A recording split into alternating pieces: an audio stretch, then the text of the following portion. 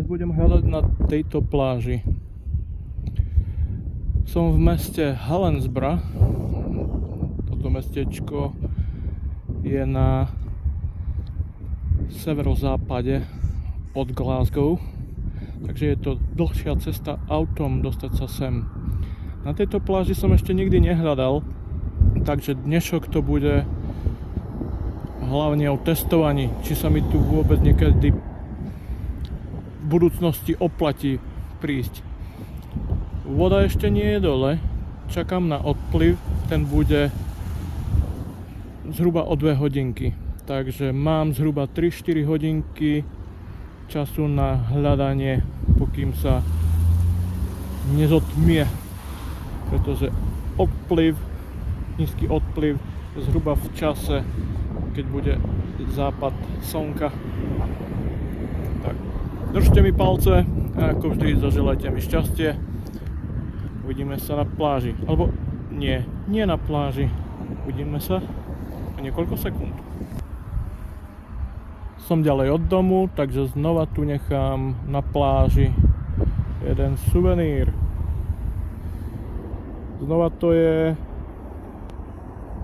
hrad v Edinburghu. Znova promovanie môjho kanálu. Tak ak by ste boli náhodou v Helensburgh, tak si ho môžete prísť vyzdvihnúť. Bude na zábradlí pri vstupe na pláž.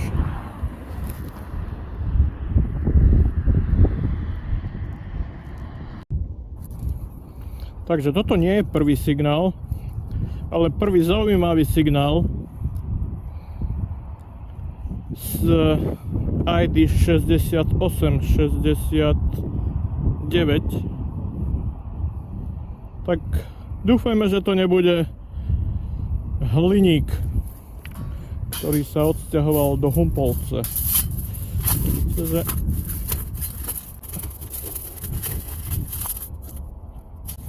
Takže posunul som to a miesto toho, aby som to vykopával lyžicou, pomôžem si pinpointerom.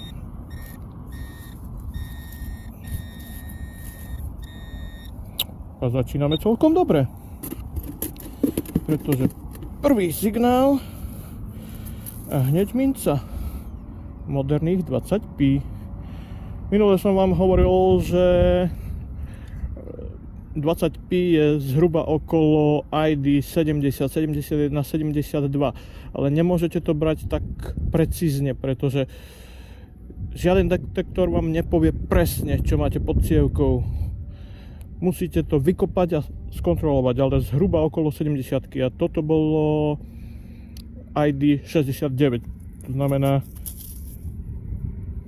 OK, poďme sa pozrieť na niečo ďalšie. Neobľúbujem hľadanie v daždi a práve teraz začalo pršať alebo mrholí, tak dúfam, že sa nerozprší viacej. Mám tu druhú mincu. Toto bude staršia, toto je jednopencovka, ale že máme naokolo kamene, nebude v takej dobrej kondícii alebo tak dobre vyzerať ako mince, ktoré som našiel na pláži v Portobele. A môžem iba hádať, ak tu nejaké náznaky povedia, čo je to za mincu. A je to náš starý dobrý známy Juraj V. George V. Jednopencovka, one penny. Mám tu signál 64-65, tak poďme to vykopať naživo.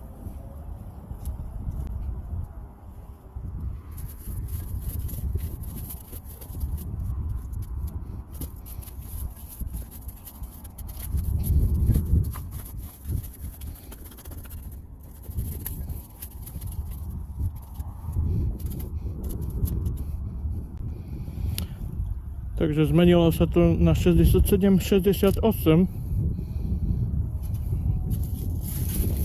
A musím si pomôcť pinpointerom, pretože nič tu nevidím. Ale ak hľadáte na plážach v Anglicku, Škótsku alebo v Spojenom kráľovstve alebo na iných plážach takýto piesok alebo toto hľadáte, to potrebujete nájsť. Tu sa zdržiavajú alebo zachytávajú najlepšie nálezy.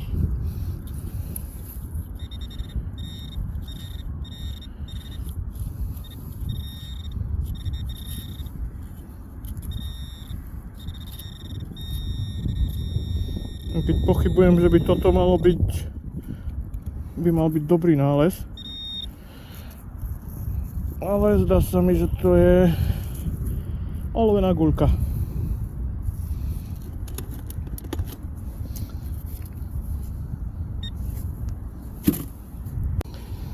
Signál 62-63. Ešte som to nevidel, ale zdá sa mi, že to je veľká minca a nemôžem očakávať, že to bude striebro. Takže je to znova jednopencovka, ale no, táto pláž nie je príliš priaznivá pre mince. Sú vyšúchané, vytreté od prílivu a odlivu. Takže signál 87-88, malá čierna minca. Bude to znova striebro ako minule? Na inej pláži. Áno, je to striebro, je to striebro, je to striebro. Na tejto strane Juraj 5. A je to 6-pencovka. Takže môžeme ísť domov. Jedna strieborná minca. Hodnota takejto mince je nie viacej ako 2 alebo 3 libry. Znamená možno 4 eurá. OK. Možno nájdeme viac.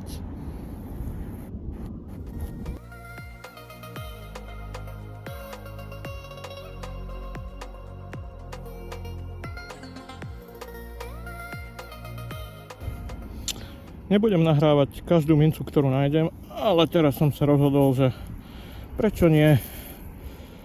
Signál okolo 70, 71, 72.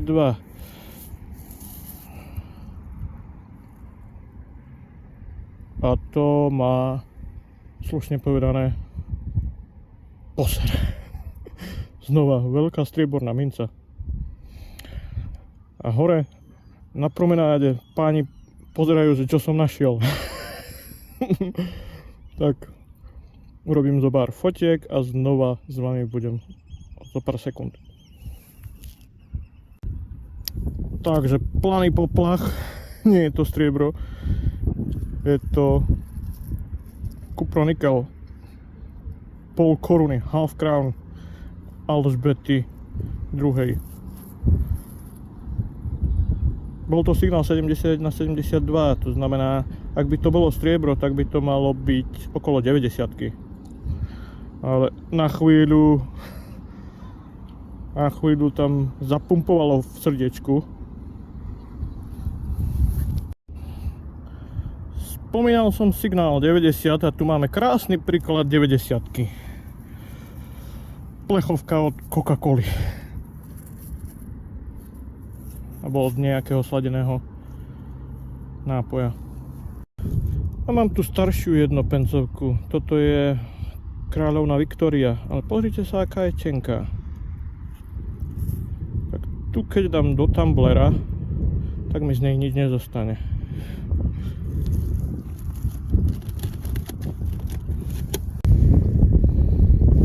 Takže ako som už povedal predtým, nenahrávam každú mincu. Chodím si po pláži hore dole, občas niečo tam kopnem. Mám tu asi ďalší. No, nie, to bude splacnutý projektil. Som si myslel, že to je nejaká minca. No nič. Pozeráte sa na lepšie nálezy z pláže v mestečku Helensburgh. Nie som príliš spokojný. A keď hovorím, že nie som spokojný, nie je to o počte nálezov, ale o tom, ako tie nálezy vyzerajú. Ale poďme po poriadku. Čo som vlastne našiel? Toto bol voľakedy gombík. Našiel som zo pár kúskov olova. Neviem, či to boli guľky do pištolí, perkusných pištolí, alebo či sú to rybárske závažia. A definitívne toto je projektil z malorážky, pretože je to menšia ráž. Toto je šrapnel. Nemusím vysvetľovať, čo je šrapnel. Krytie kľúčovej dierky na dverách. Zlomený kľúč, nejaký prívesok. V tomto rade by mali byť moderné mince. Najzachovalejšia je asi 20 pencovka. Táto pláž, na ktorej som hľadal, nie je príliš príjemná pre mince, pretože je plná štrku, kameňov a mušly. A tieto vybrusujú tieto mince. Máte možnosť vidieť modernú dvojpencovku a tá je v úbohom stave. To už nehovorím o starších minciach. Toto sú jednopencovky. Ukážem vám. Náznakmi môžete vidieť obrysy hlavy Juraja V. A na tejto strane je Británia. Toto je polpencovka, takisto. Iba pod správnym uhlom a svetlom môžete vidieť, že tam ešte niečo je.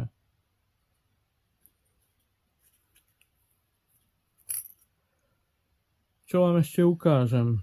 No, toto je dobrý príklad. Toto sú Pridicimal 10 pencovky. Dobre. Takisto nie je najzachovalejšia. Toto je taká istá minca. Pozrite sa. Hrúbka tejto a hrúbka tejto.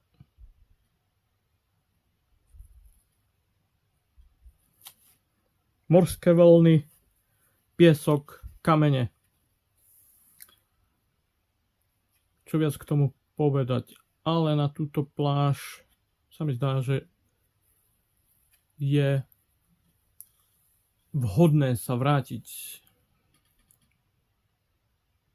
Toto je pol koruna, half crown s Alžbetou II.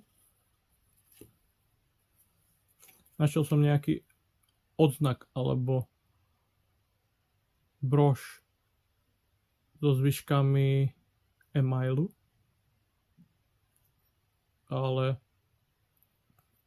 neviem čo to bolo.